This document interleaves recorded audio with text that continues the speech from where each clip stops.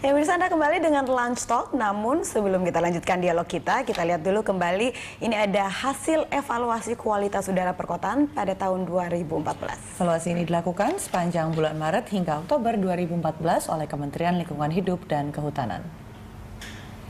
Dari kategori kota metropolitan, urutan teratas dengan kualitas udara terbaik di Indonesia adalah kota Palembang.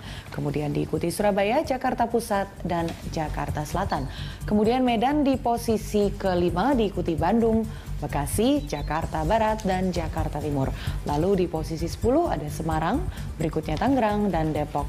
Kota dengan polusi udara terburuk kedua adalah Makassar, dan kota terpolusi di Indonesia adalah Jakarta Utara.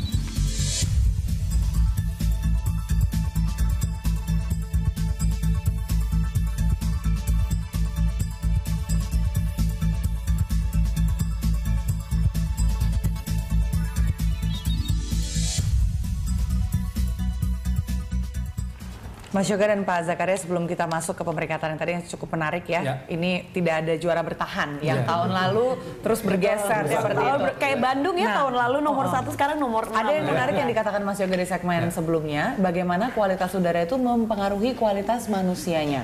Ini tidak dipungkiri, pertumbuhan Indonesia sangat pesat. Kalau tidak dibarengi juga ya dengan perbaikan kualitas lingkungan hidup. Ya, ini sebenarnya data dari Kementerian Kesehatan juga tahun 2012 ya, itu menyebutkan juga data yang kurang menyenangkan sebenarnya, karena tingkat pencemaran udara itu terkait terhadap beberapa hal. Pertama, kalau gas-gas ataupun gas buangannya masih mengandung timbal yang tinggi, ini akan berpengaruh terhadap tingkat kecerdasan anak, karena timbal itu tidak lebih dari 1 meter gas beracunnya ini ya. Nah, ini terutama yang terpapar utama adalah anak-anak kecil, karena dia tingginya tidak kurang dari 1 meteran. Ini akan berefek terhadap perkembangan tumbuh kembang maupun perkembangan otak dari si anak. Ini yang pertama. Terus Mas, saya potong, itu kan terkait kesehatan ya, Mas Yoga. Bagaimana dengan yang dikatakan Mendy, bagaimana dengan kekuatan ekonomi suatu negara atau masyarakat begitu dengan kualitas udara? Kita kan pertumbuhan ekonominya meningkat begitu. Betul, pasti. Lalu kenapa kok justru kualitas udaranya malah menurun? Itu pertanyaan Mendy tadi kan membingungkan. Karena gitu. Penjualan kendaraan nggak bisa dibatasin mungkin ya. Apakah itu salah satunya? Itu efeknya banyak sekali ya. Kalau kita bicara kesehatan dengan kualitas udara ini kan 70%-nya kan karena transportasi. Artinya kalau kita berhasil mengembangkan transportasi yang ramah lingkungan, sebenarnya kita akan mampu mengurangi tingkat pencemaran udara 70%-nya tadi. Tapi kan kita tahu sendiri berapa juta unit mobil dan motor yang terjual setiap tahun. Iya, betul. Dilepaskan ke hukum ekonomi itu kan sudah di luar kontrol kita ya. Jadi tapi gimana? Ini juga ini loh Mbak, pembangunan angkutan massal kita itu termasuk yang terburuk. Kota-kota besar kita tidak menyediakan angkutan massal yang memadai. Bahwa individunya tidak memilih untuk transportasi umum karena memang pilihannya tidak ada. Itu kan kita udah sering bahas diskusi yang lain ya Mas Yoga ya. Pak Zakaria, jadi gimana? Apakah kita harus menerima saja nih kalau pertumbuhan ekonomi dan industrialisasi, peningkatan kesejahteraan suatu kelompok masyarakat, berarti kita harus juga mengorbankan kesehatan kita dan kualitas hidup kita? Sebenarnya kalau saya sih pikirnya mulai sekarang kita jangan mempertentangkan antara ekonomi dengan lingkungan. Itu sebenarnya bisa sejalan. Ya.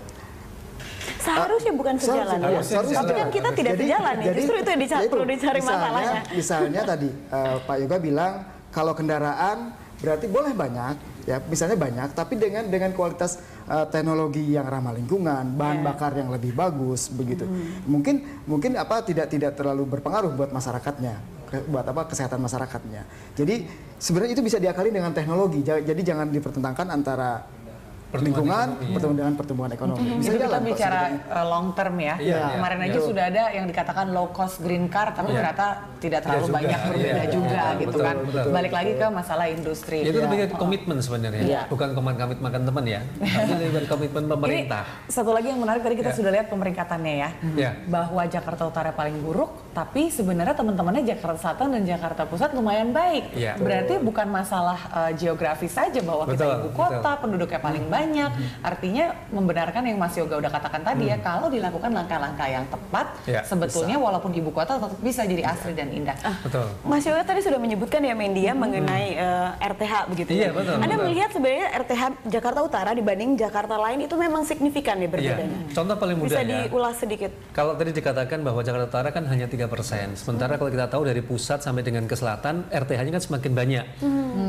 Jakarta Pusat sebenarnya tidak heran kenapa dia bagus, karena dia punya andalan daerah kawasan Menteng dan sekitarnya. Ya, yang otomatis memang otomatis sudah pasti cukup rimbun, bagus ya. Ini dengan Mm-mm. kendaraan yang cukup banyak pun, dengan lingkungan yang sudah sangat bagus tadi, penyerapan udara maupun pencemaran pasti akan berkurang jauh. Selatan kita tahu sebagai daerah resapan air masih banyak ruang hijaunya. Tetapi perhatikan semakin ke utara, ruang terbuka hijaunya semakin berkurang, tapi kendaraan juga semakin banyak kan, sehingga tingkat pencemarannya tidak heran kalau semakin tinggi. Kemudian tadi saya lihat juga Surabaya.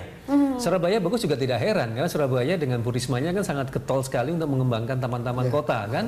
Jadi kita tahu bahwa kota-kota besar sekarang kan memang sudah pada mulai macet ya. Tidak hanya di Jakarta, Surabaya juga sudah. Tetapi upaya pemerintah daerah untuk membangun ruang terbuka hijau, lingkungannya lebih hijau juga ternyata terbukti mampu paling tidak meredam pencemaran udara yang diakibatkan oleh meningkatnya transportasi tadi. Mas Zakaria, yang saya mau tanyakan, ini dari pemerintah daerah dari tahun ke tahun, ada yang naik, ada yang turun, berbagai upaya dilakukan. Kalau buat yang terburuk, apa yang bisa memotivasi mereka untuk menjadi lebih baik di tahun berikutnya? Dan untuk yang memang sudah baik, ada insentif seperti apa yang diberikan? Ya, setiap tahun kan kita memang melakukan pemeringkatan dan juga memberikan sedikit penghargaan lah ya ke kota-kota. Dan itu juga nanti nilai yang bagus itu punya kontribusi untuk penilaian Adipura yang biasanya diberikan oleh Presiden di Istana Negara. Itu juga sangat prestis begitu kan. Setiap tahun ya. Setiap tahun. Nah, konsekuensi dari misalnya kayak seperti Jakarta Utara berarti kan kontribusi dari nilai dari pencemaran udaranya sedikit untuk ke penilaian Adipuranya. Begitu. Tapi kalau untuk sanksi sementara ini kita tidak memberikan sanksi untuk kota-kota yang nilainya rendah begitu. Tapi kita motivasi terus agar mereka tetap ikut kegiatan kita dan kita akan terus melakukan pemantauan ini setiap tahun. Gitu. Karena tentunya diharapkan ini menjadi sentilan tersendiri untuk berlaku lebih baik ya untuk masyarakatnya. Betul, ya. Baik, kita masih ada satu segmen lagi. Pemirsa, kami akan kembali usai jeda.